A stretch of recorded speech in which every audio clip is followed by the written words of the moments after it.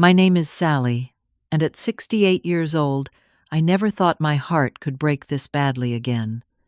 After losing my husband, I poured everything into supporting my son James. When they needed a home, I emptied my savings account without hesitation. Then came that text message, "Mom, you won't be joining us on the cruise. Diane prefers to keep it just family." I stared at my phone then at the bank statement, showing the house payment I had just made. Family? I thought I was family too. Before I continue my story, let me know where you're watching from in the comments below. Hit that like and subscribe button if you've ever felt betrayed by someone you gave everything to. I became a widow 8 years ago, when my husband Robert lost his battle with pancreatic cancer. We had been married for 40 years, raised 2 children together, and had plans for a retirement filled with travel and spoiling our grandchildren. When he passed, it felt like half of me went with him. Our daughter Annie moved to Australia 5 years before his death for work, and though we talk weekly, the distance makes our relationship challenging. My son James became my rock after Robert died. At 30 years old, he would come over every Sunday for dinner, help with household repairs, and call me almost daily just to check in. He worked as an architect at a respectable firm in the city, and I couldn't have been prouder of the man he had become. Robert would have been so proud too. 3 years after my husband passed, James met Diane at a colleague's wedding. She was beautiful, confident, and worked as a marketing executive for a luxury brand. When James first brought her to Sunday dinner, she complimented my cooking, asked thoughtful questions about my life with Robert, and seemed genuinely interested in becoming part of our family. I remember thinking how lucky James was to have found someone so charming. They dated for a year before getting married in a lavish ceremony that Diane had planned down to the smallest detail. I offered to help, but was gently told that everything was under control. Still, I was just happy to see my son so in love.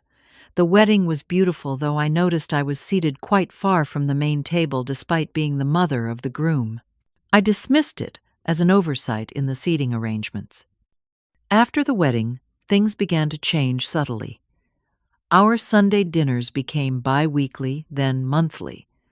When I would call James, Diane would often answer and tell me he was busy but would call back later. Sometimes he did, sometimes he didn't. I tried not to take it personally. After all, they were newlyweds and needed their space. When Emily was born a year after their wedding, I was overjoyed to become a grandmother. I offered to help with the baby, and initially Diane accepted my assistance. I would go over 3 times a week to watch Emily while Diane ran errands or just took some time for herself. Those were precious moments, rocking my granddaughter and singing the same lullabies I used to sing to James. But after a few months, Diane began saying they had it under control. My visits were reduced to once a week, then every other week. When Lucas was born 2 years later, I wasn't even called until the day after the delivery. I was hurt but told myself that they were just overwhelmed with a newborn and a toddler. I still tried to maintain a close relationship with my grandchildren. I would bring small gifts when I visited, read them stories, and take them to the park when allowed. Emily adored the little tea parties we would have, and Lucas would laugh uncontrollably when I made funny animal noises. Those moments made any tension with Diane worthwhile. Throughout these years, James and Diane lived in a rented townhouse. They often talked about wanting to buy their own home, but complained about the high cost of real estate in our area. They would browse listings online and sigh about how impossible it seemed on their income, despite both having good jobs. I listened sympathetically, remembering how Robert and I had struggled to buy our first home all those years ago. James would occasionally mention neighborhoods they were interested in or features they dreamed of having: a big backyard for the kids, a home office for James, a gourmet kitchen for Diane. I noticed that their wish list grew more elaborate over time, as did the price range they were looking at. At family gatherings, Diane would sometimes make comments about how wonderful it must be for me to have my house fully paid off, or how generous some of her friends' parents had been in helping with down payments.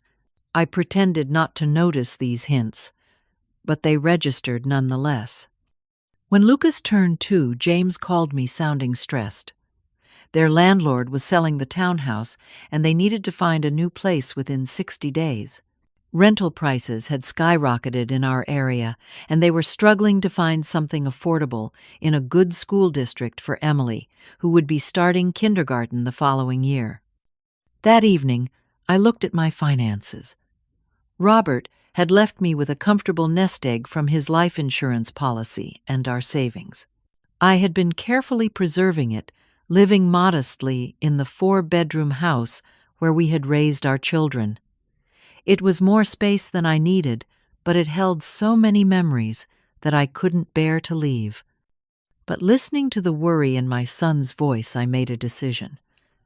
I would help them buy a house, not just contribute to a down payment, but purchase it outright. I had the means to do it if I sold my own home and downsized to something more appropriate for a widow living alone. Robert would have wanted me to help our son and his family. That night I went to bed feeling at peace, excited to tell James about my plan the next day. Little did I know that this decision made with such love and generosity would lead to the most painful betrayal I had ever experienced. The morning after I made my decision, I called James. When I told him I wanted to buy them a house, there was silence on the other end of the line. For a moment, I thought we had been disconnected. Then I heard him clear his throat. "Mom, are you serious?" His voice cracked a little. "You would do that for us?" "Of course I would, sweetheart. Your father would have wanted to help you if he were still here." I felt Robert's presence strongly in that moment, as if he were nodding in approval.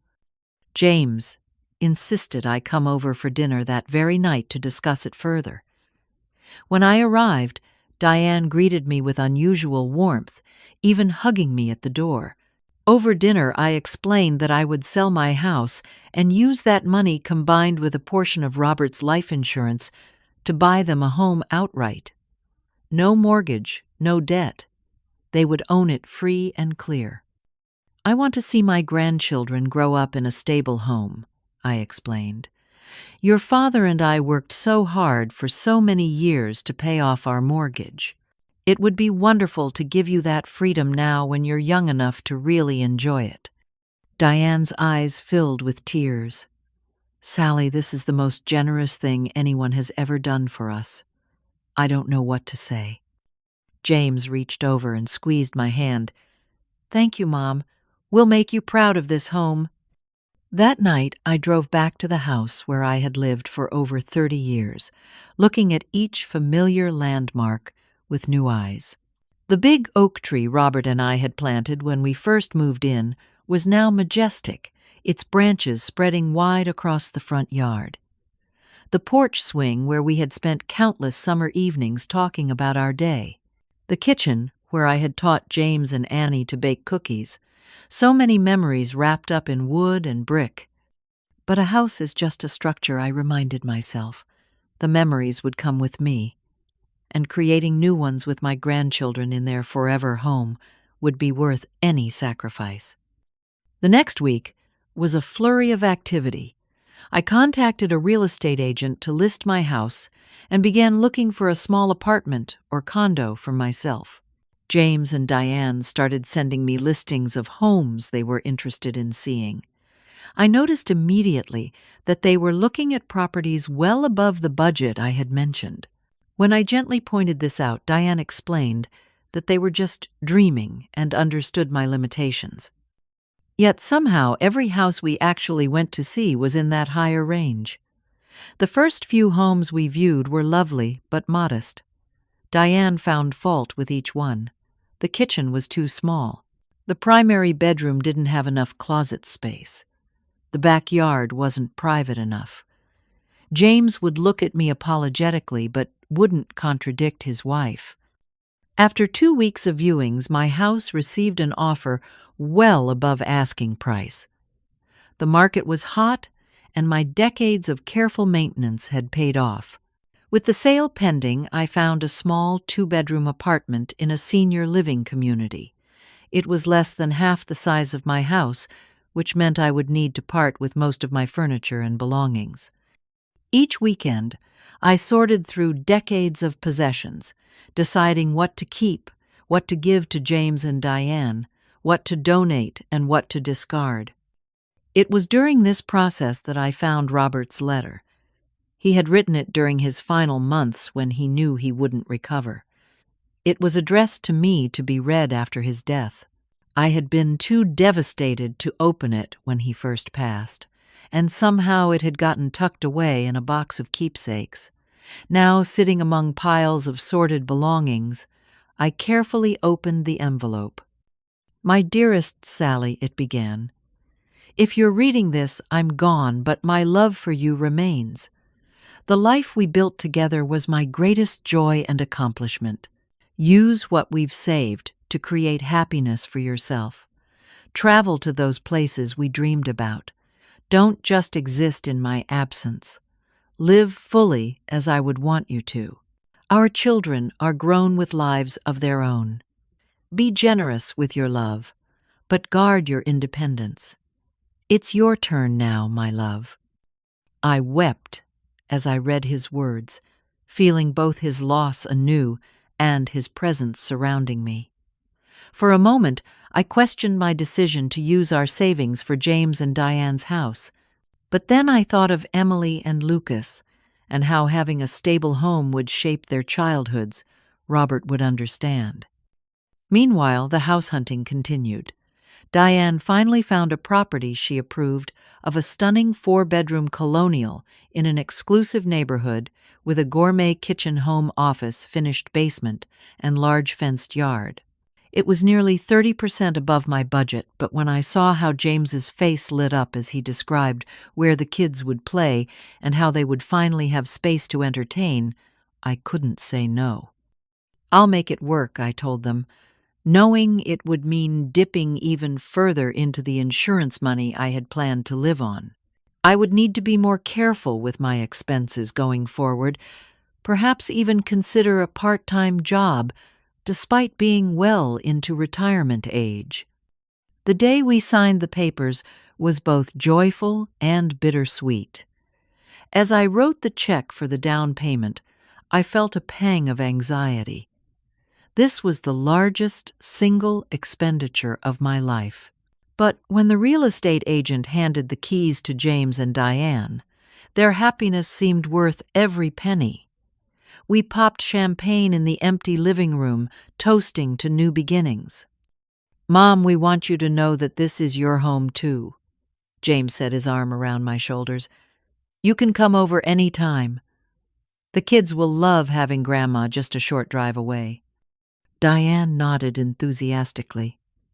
"We'll have a special chair just for you in the family room, and you'll have your own guest room whenever you want to stay over." I helped them move in the following weekend.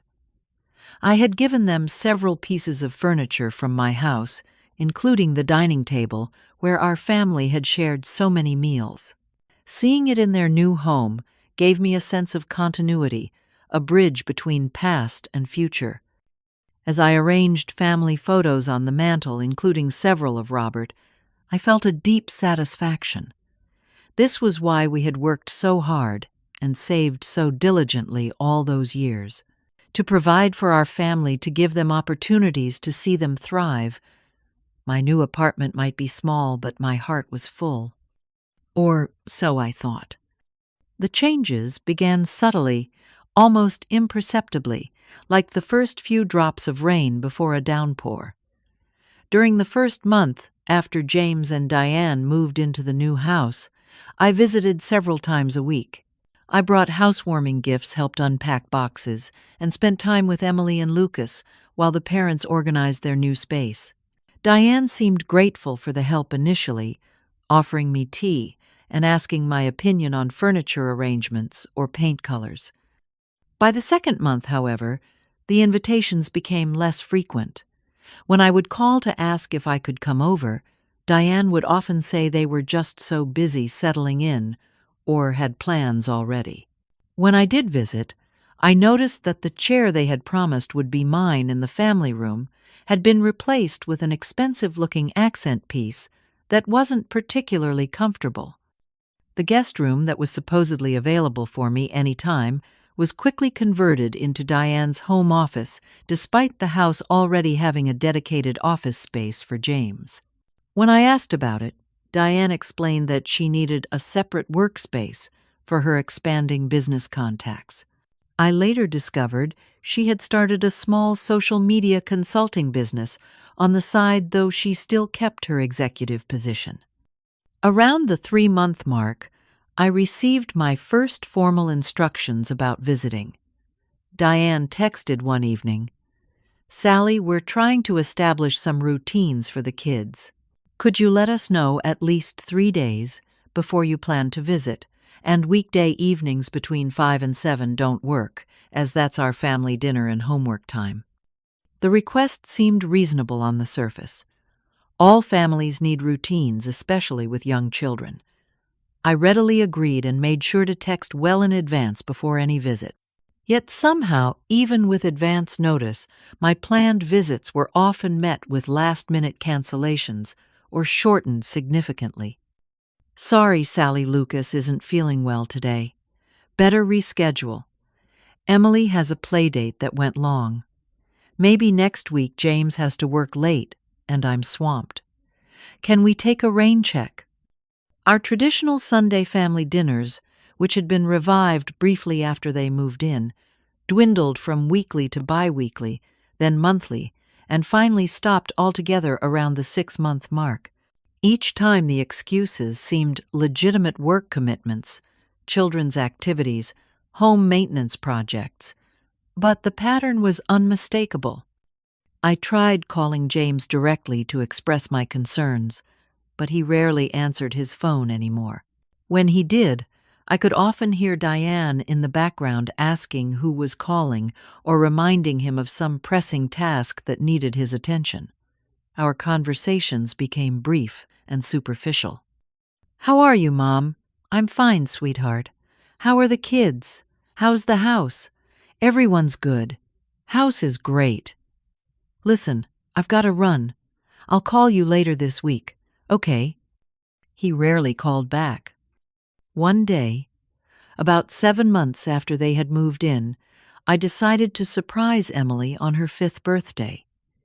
I knew they were having a small party at the house in the afternoon. I hadn't received an invitation, but surely that was an oversight. I bought a beautiful dollhouse that I knew she had been wanting, wrapped it carefully, and drove to their home.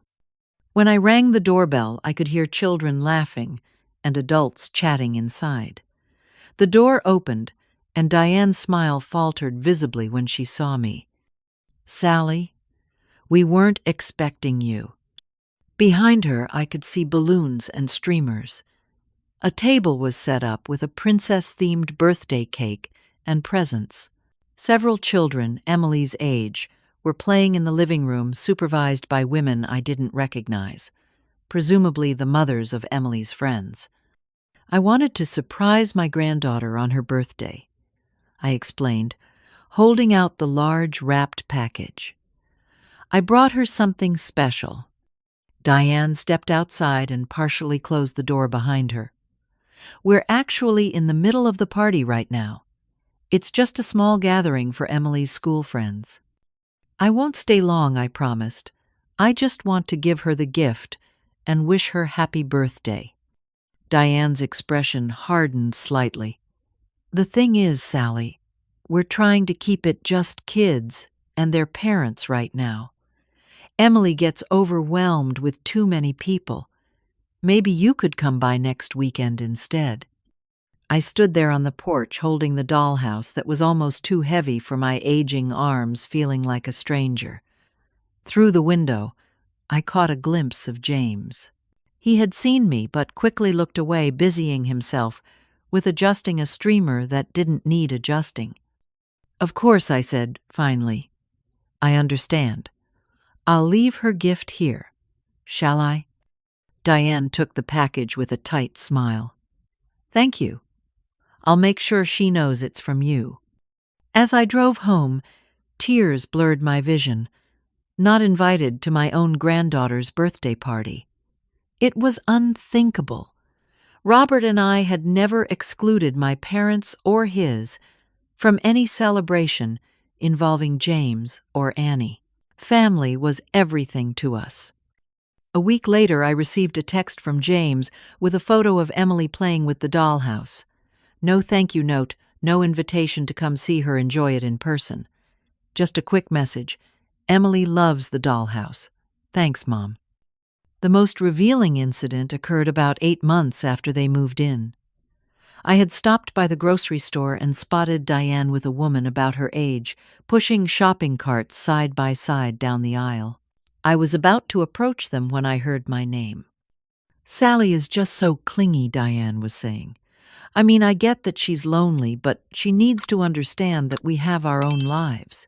She acts like buying us the house means she gets unlimited access. The other woman made a sympathetic noise. My mother-in-law is the same way, always wanting to be involved in everything.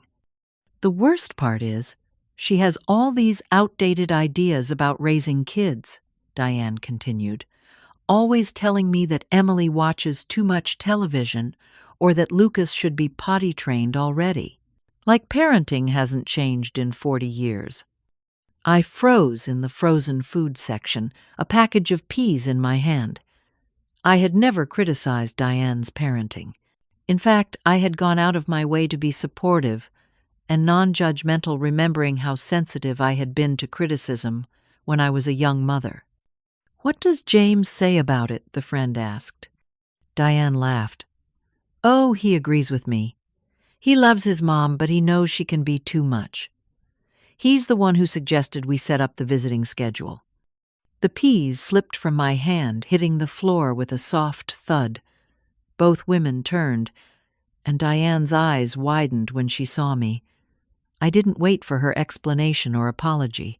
I simply turned and walked away, leaving my half-filled shopping cart behind. That evening I called James. When he actually answered, I told him what I had overheard. There was a long pause. Mom Diane was just venting to her friend. You know how it island. Sometimes you need to blow off steam. Is that how you both feel? That I'm clingy? That I'm interfering? Another pause. Not interfering exactly, but sometimes it feels like you expect too much access because you helped us with the house. His words stung like a slap. I have never used the house as leverage, James. I gave it to you because I love you and wanted to help your family. I know, Mom, and we're grateful. Really. But we need our space, too. After we hung up, I sat in my small apartment, looking around at the few familiar pieces of furniture I had kept the photos of happier times on the walls. I had given up my home, dipped into my retirement savings, and rearranged my entire life to help my son and his family. And now I was being characterized as clingy and intrusive for wanting to be part of their lives. Still, I told myself that all families go through adjustments. Perhaps I was expecting too much. I decided to back off a bit to wait for them to invite me rather than asking to visit, to give them the space they apparently needed. Weeks passed, then months. The phone calls grew even less frequent. Invitations never came. I saw my grandchildren only in the photos James occasionally texted. Emily lost her first tooth. Lucas said his first full sentence. Milestones I should have witnessed reduced to digital images on my phone screen. I was being slowly erased from their lives, and I couldn't understand why. Spring had turned to summer, and nearly a year had passed since I had purchased the house for James and Diane. My apartment felt particularly empty that morning, as I watered the few plants on my small balcony. I had made some acquaintances in the senior community where I lived, but no close friends yet. Most evenings were spent reading or watching television alone, a far cry from the busy family life I had once enjoyed. I picked up my phone and scrolled through recent photos of Emily and Lucas that James had sent. Emily was missing her 2 front teeth, now giving her an adorable lisp, according to James's caption. Lucas had grown so much, no longer a toddler, but a little boy with a mischievous grin. I ached to hug them, to hear their laughter in person, rather than through the occasional video call that Diane would allow, always carefully supervised and limited to 15 minutes. Impulsively, I called James. To my surprise, he answered on the second ring. "Hey, Mom, everything okay?" "Everything's fine, sweetheart. I just miss you all. It's been over a month since I've seen the kids. I thought maybe I could take them to the park this weekend. The community center near me is having a children's festival with face painting and games." There was the familiar pause that I had come to dread. "This weekend isn't good, Mom. We've got a lot going on." "What about next weekend, then? Or I could come to you, whatever's easier." James cleared his throat. "Actually, we're going to be away for a couple of weeks. Diane found this amazing deal on a cruise. Her parents are going too. It's a family thing." A cruise. That sounds wonderful. I tried to keep the hurt out of my voice at not being included in this family thing, that somehow included Diane's parents but not me. "When are you leaving?" "Next Wednesday. It's a 14-day Caribbean cruise. The kids are so excited about the kids' club activities and seeing dolphins." "That sounds magical. They'll love it." I paused, then offered, "Would you like me to house sit while you're gone? Water the plants, bring in the mail, take care of the dog?" They had adopted a golden retriever named Max 6 months earlier, another event I had learned about, after the fact. "Let me check with Diane and get back to you," James said. "She might have already asked her sister." "Of course. Just let me know." I tried to sound casual. "Have a wonderful trip if I don't talk to you before then." After hanging up, I felt a mixture of emotions. Hurt at being excluded, yes, but also a small flicker of hope. House-sitting would give me a chance to reconnect with my son's family, to be helpful, to remind them of my value. Perhaps Diane would see that I could respect their boundaries while still being part of their lives. I decided to pick up some small gifts for Emily and Lucas to take with them on the cruise. A journal for Emily to record her adventures as she was just learning to write. A stuffed dolphin for Lucas to prepare him for seeing real ones. Small things, but chosen with love. 3 days passed without word from James about the house-sitting. I was about to call him again when my phone pinged with a text message. "Mom, about the cruise. You won't be joining us.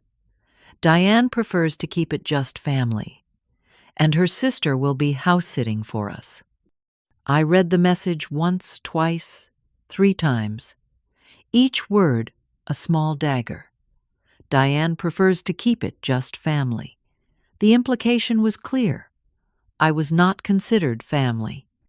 My hands shook as I set the phone down on the kitchen counter. Just then, another notification sounded. It was from my banking app, alerting me that the monthly payment for James and Diane's house had just been processed. $60,000, the latest installment in the payment plan I had arranged with the sellers. 6 payments down, 6 more to go before the house would be fully paid off and transferred to James and Diane's names. The timing of these 2 notifications, one right after the other, struck me like a physical blow. I had just spent $60,000 on a house for people who didn't consider me family, who had systematically pushed me out of their lives after taking my money, who were about to enjoy a luxury cruise while I sat alone in my small apartment, having given up my home and financial security for them. I called James immediately. The call went straight to voicemail. I texted back James, "I need to speak with you about this message. Please call me as soon as possible." No response. I tried again an hour later. Still nothing. By evening, desperation drove me to call Diane directly, something I rarely did. She answered, her voice cool and slightly annoyed. "Sally, James is putting the kids to bed. Can this wait?" "No, Diane, it cannot wait. I received a text from James today saying that I am not considered family for your cruise. Is that how you both feel?" A sigh. "Sally, it's not that you're not family. It's just that this cruise is for us and my parents. It's a different kind of family gathering." "A different kind of family gathering," I repeated. "One that includes your parents, but not James's mother, the mother who bought you the house you live in." "I knew you would throw that in our faces eventually," Diane said, her voice hardening. "The house was a gift, Sally. Gifts don't come with strings attached. Being treated with basic respect and inclusion isn't a string, Diane. It's the normal expectation in a family relationship. We have boundaries, Sally. Boundaries you continually try to cross. James agrees with me on this. He's just too nice to say it directly." I felt as if all the air had been sucked from my lungs. "Put James on the phone, please." "He's busy with the children," as I said. "I'll tell him you called." And with that, she hung up. I sat in my silent apartment, the phone still clutched in my hand, tears streaming down my face. The pain was physical, a crushing weight on my chest. I had lost my husband, sold my home, depleted my savings, and for what, to be dismissed as an outsider by my own son and his wife. Robert's letter came back to me suddenly, his words echoing in my mind. "Be generous with your love, but guard your independence. It's your turn now, my love." I had failed to heed his wisdom, had given everything away without protecting myself. That night I barely slept. I tossed and turned, replaying years of interactions with James and Diane, seeing the pattern that I had willfully ignored. The gradual distancing after they got what they wanted from me. The polite but firm exclusion from important events. The way James had allowed Diane to dictate the terms of my relationship with my own grandchildren. By morning, a clarity had emerged from the fog of hurt and betrayal. I had been used, plain and simple. And it was time to stop being a willing participant in my own exploitation. I reached for my phone and made 2 calls. The first to my bank, the second to my lawyer. The bank representative was initially confused by my request. I had to explain twice that I wanted to stop all future payments on the house. "Mrs. Henderson, I see that you've already made 6 payments on this property. Are you aware that canceling the remaining payments could result in foreclosure and the loss of your prior investment?" I understand that I replied, my voice steadier than I expected. "But the property is still legally in my name, correct? The title hasn't been transferred yet." "That's correct. According to our records, the title would transfer to James and Diane Henderson only upon completion of all 12 payments, as per the agreement. Then I'm within my rights to stop payment and make other arrangements for the property." "Yes, technically speaking, but I would strongly advise consulting with your attorney before taking such a significant step." "I'm calling him next," I assured her. My attorney, Harold Greenbaum, had been Robert's friend and our family lawyer for decades. He listened patiently as I explained the situation, including the text message and conversation with Diane. "Sally, I'm sorry you're going through this," he said when I finished.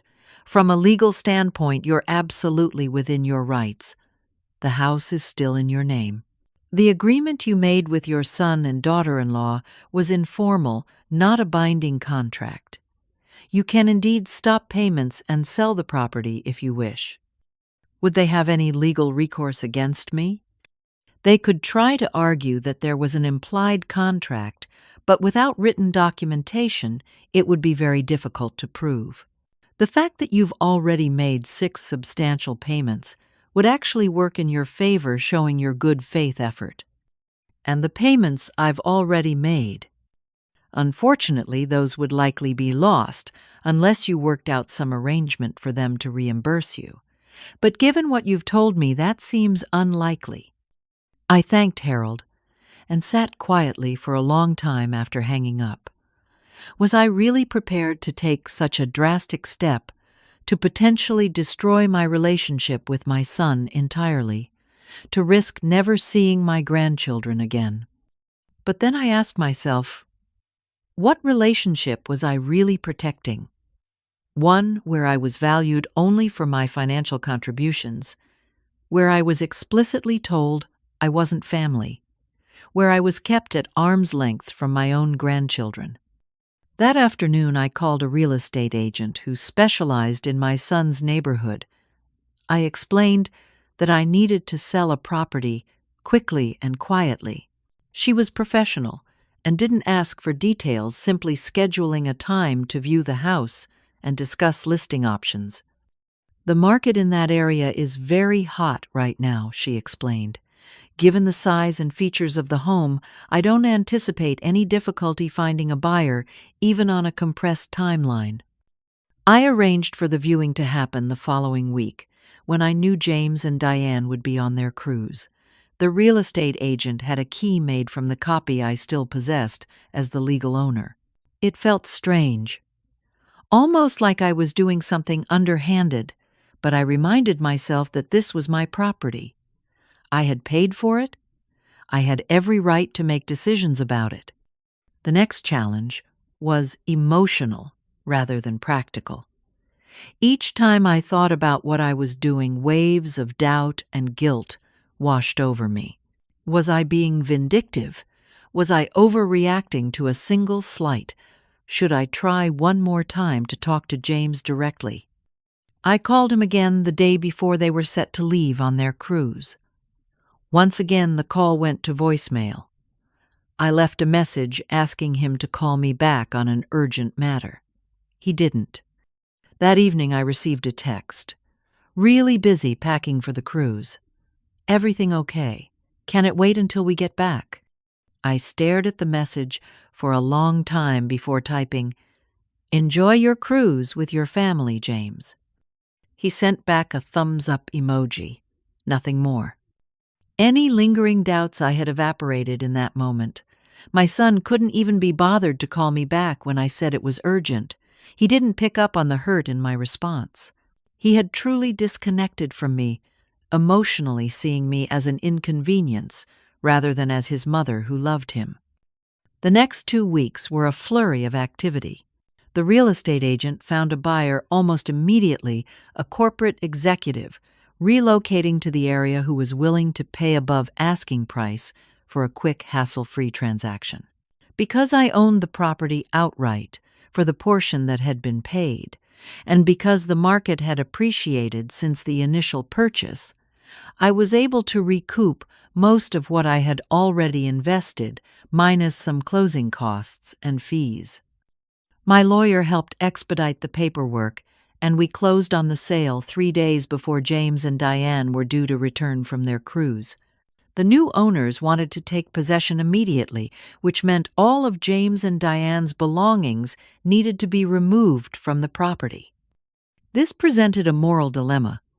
While legally I had every right to sell the house, I couldn't bring myself to have their personal items thrown out or donated.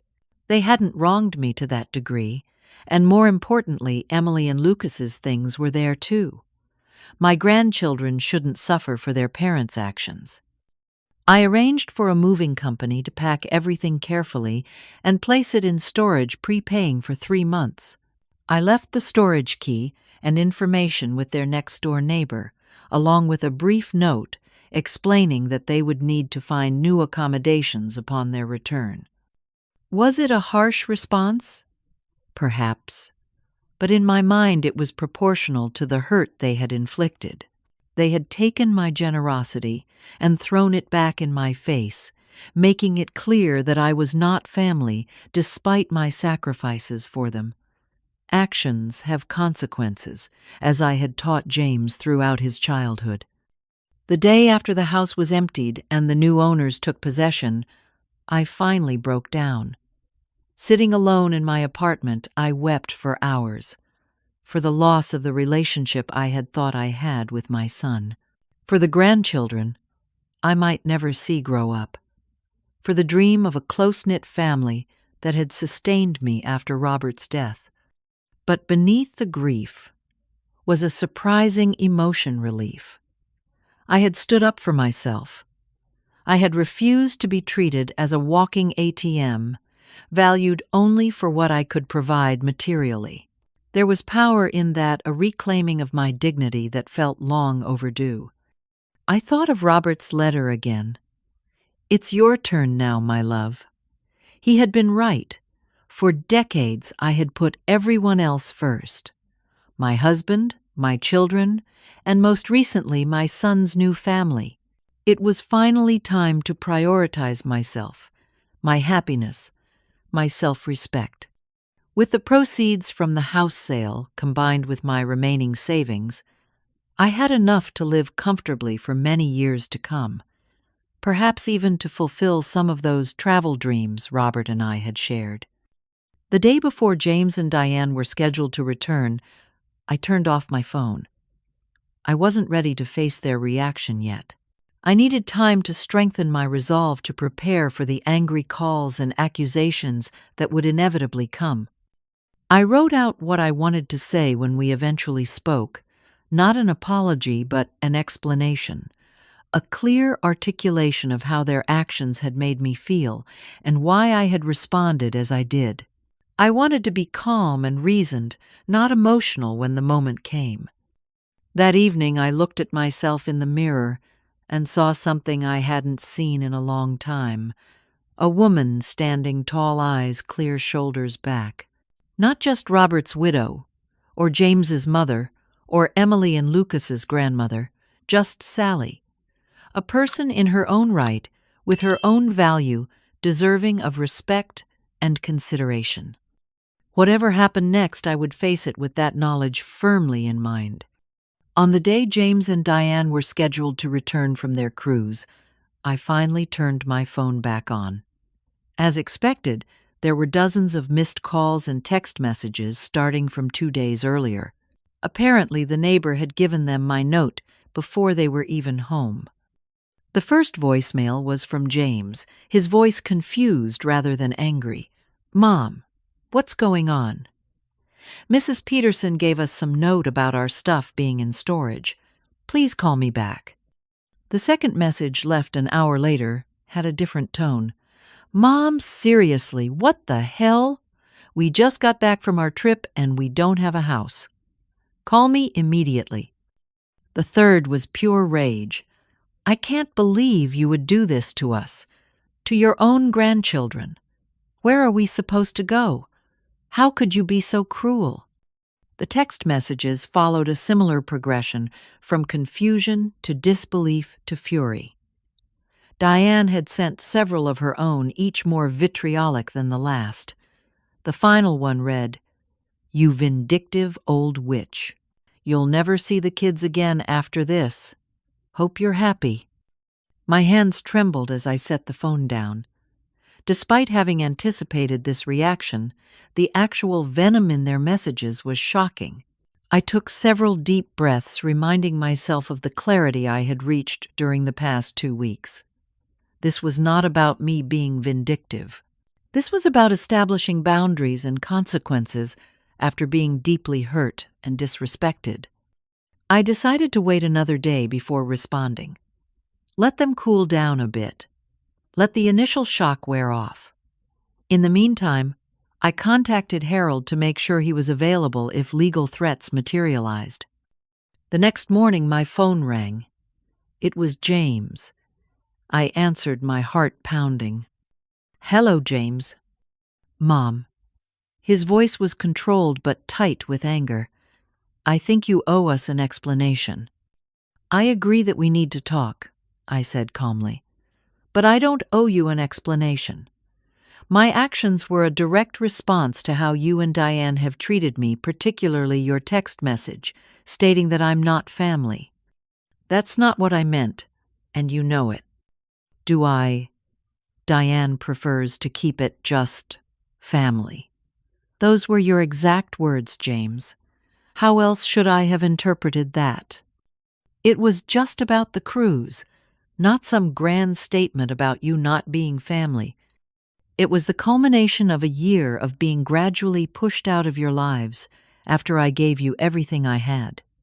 The cruise was simply the final straw." There was silence on the other end of the line. Then, in a quieter voice, "Where are we supposed to go, Mom? We have 2 small children and nowhere to live.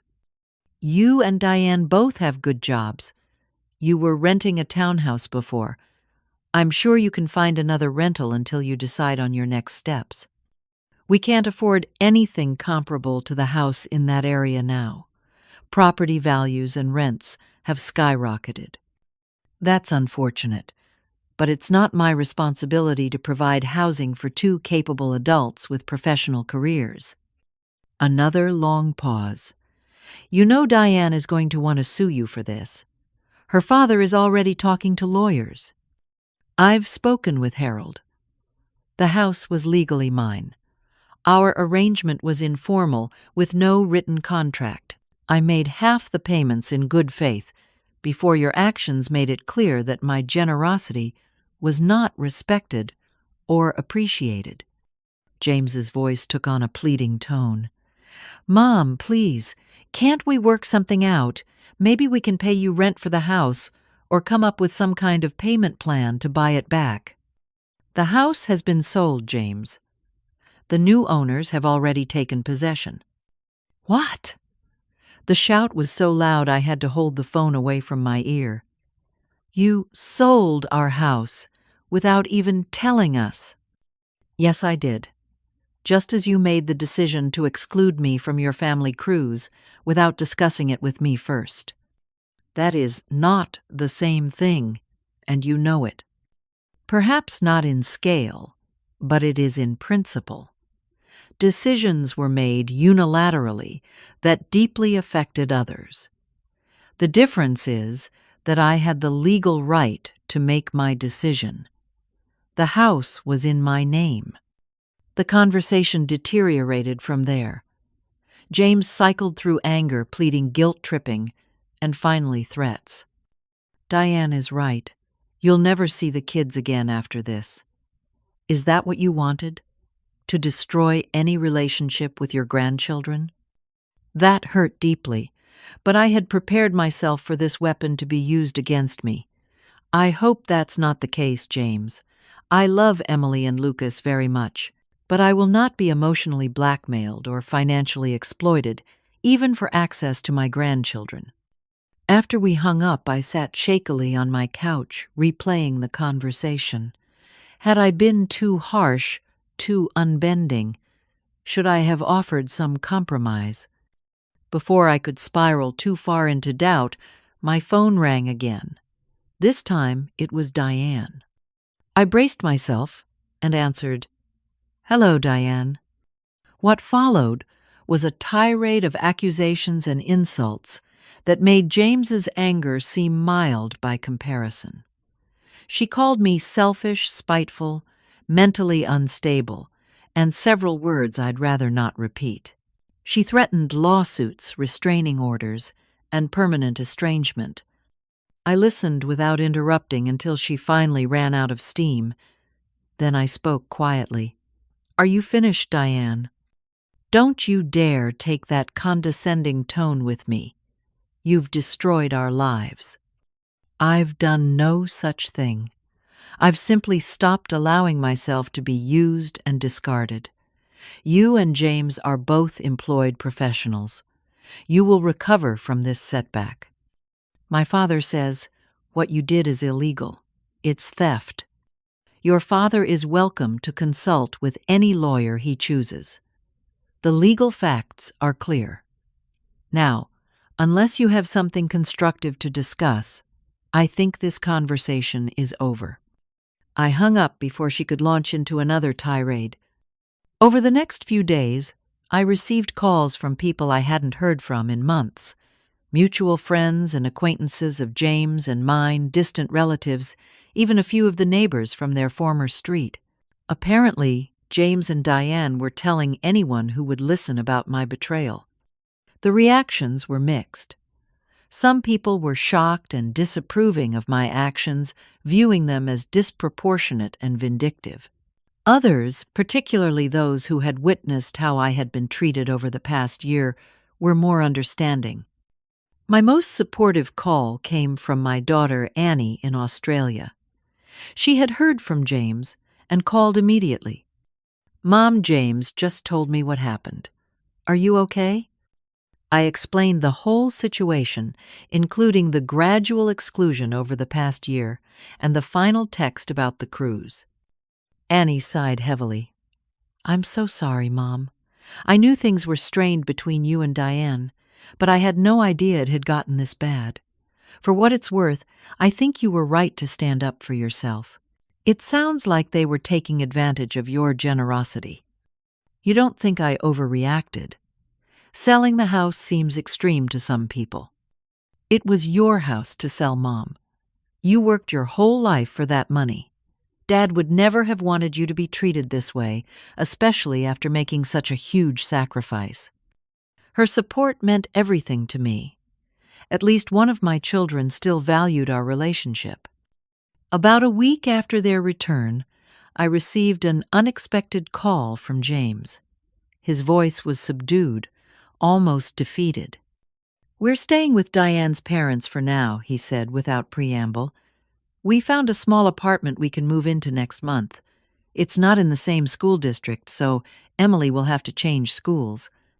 I felt a twinge of guilt, but pushed it aside. "I'm glad you found a place."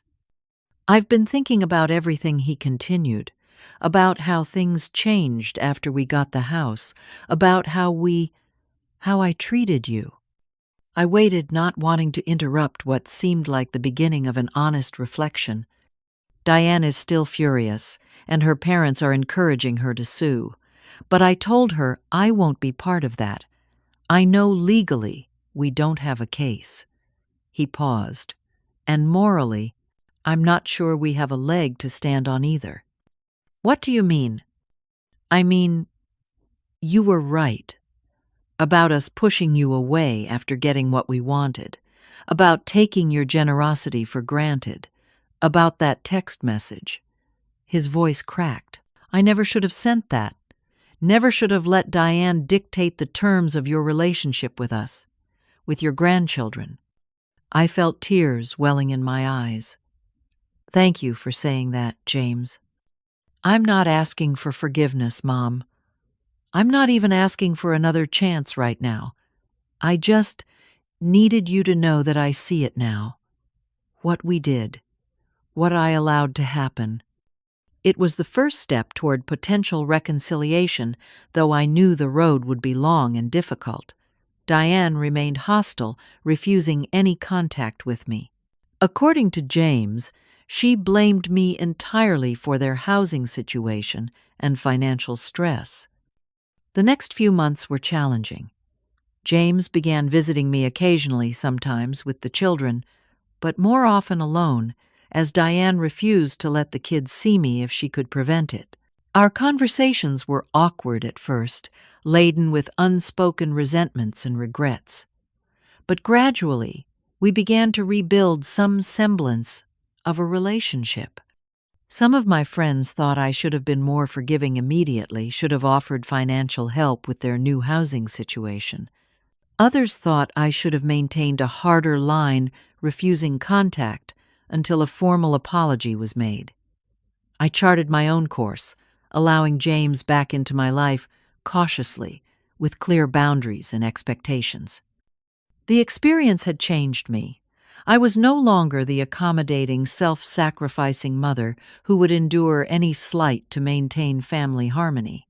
I had learned the hard way that true family relationships must be built on mutual respect and consideration, not just blood ties or financial dependence. As Robert had written in his final letter to me, it was finally my turn, and I was learning day by day how to take it. 6 months after the house incident, I sat on the deck of a cruise ship of my own, watching the sun set over the Mediterranean Sea. With the proceeds from the house sale, I had booked the 3-week European cruise that Robert and I had always dreamed of taking together. I brought his photo with me and kept it on my bedside table in the cabin, a silent companion on this journey we should have shared. The first few days had been lonely. Most of the other passengers were couples or groups of friends, and I felt conspicuously solo at dinners and activities. But gradually, I made connections. A widower from Seattle who was also traveling to honor a promise to his late wife. A group of retired teachers who adopted me into their circle with warmth and humor. A young cruise director who took a special interest in making sure I was included in activities that matched my interests. By the second week, I had a full social calendar and was experiencing the joy of travel that had eluded me for so long. Standing before Michelangelo's David in Florence, cruising the canals of Venice, walking the ancient streets of Athens. Each experience felt like both a fulfillment and a new beginning. I called James once a week during the trip, our conversations growing incrementally more comfortable. He had been promoted at work, taking on a project that required long hours, but promised a significant bonus that would help with their financial recovery. Diane had expanded her side business and was spending less time at home, which James acknowledged was creating some tension in their marriage. "How are the children?" I always asked. "They're good," Emily asks about you. She wants to know when she can have another tea party at Grandma's apartment. These small mentions of my grandchildren still missing me were bittersweet. I was grateful that they remembered me with affection, but saddened by the artificial distance that remained.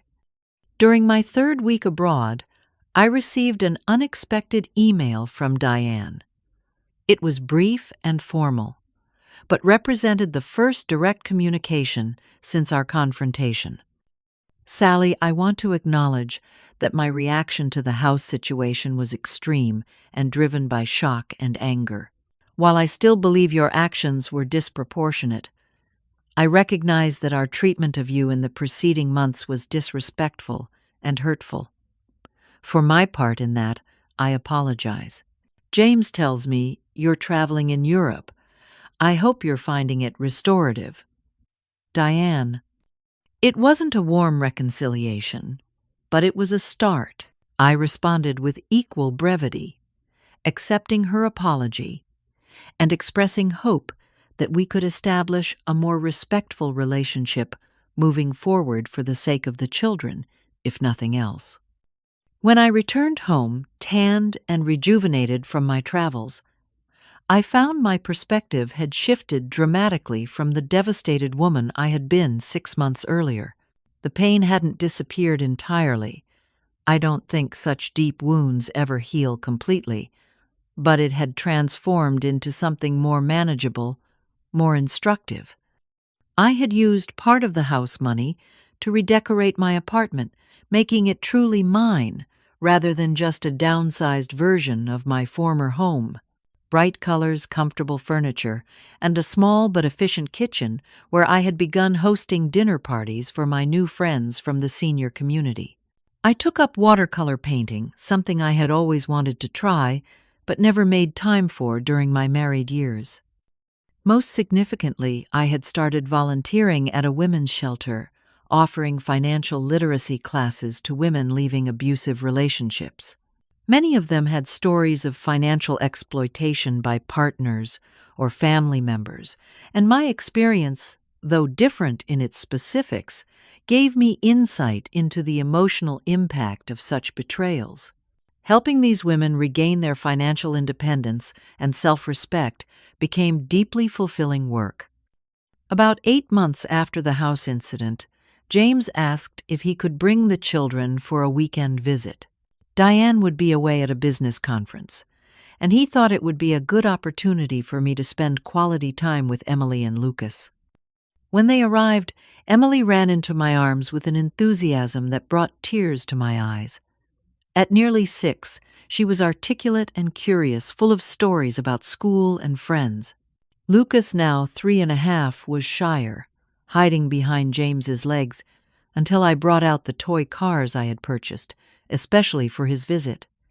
"Your apartment is pretty," Grandma Emily said, examining my watercolor paintings with serious consideration. "Mommy said you were traveling. Did you bring me anything?" I laughed and brought out the gifts I had carefully selected during my travels. A miniature glass figurine of a dolphin from Venice for Emily, remembering her fascination with the marine mammals. A hand-carved wooden train from Germany for Lucas, which he immediately began pushing across my living room floor with sound effects. That weekend was healing, in ways I hadn't anticipated. James was more relaxed away from Diane, more like the son I remembered. We talked late into the night after the children were asleep, having conversations we should have had years ago. "I let her come between us," he admitted, staring into his cup of tea. "After Dad died, you and I were so close, and I think Diane felt threatened by that. Instead of finding a balance, I just shifted entirely to her side. It was easier than standing up to her. We all made mistakes," I acknowledged. "I probably was too involved at times, too eager to remain central in your life after losing your father. But the answer was honest communication, not gradual exclusion. I know that now." He looked up at me, his eyes so like Robert's, it made my heart ache. "I'm working on being more assertive, with Diane setting boundaries that respect both of you. It's not easy. She's strong-willed." "That she is," I agreed with a small smile. "But so am I, as it turns out." We both laughed, the tension breaking. It wasn't perfect reconciliation, but it was progress. Over the next year, a new pattern emerged.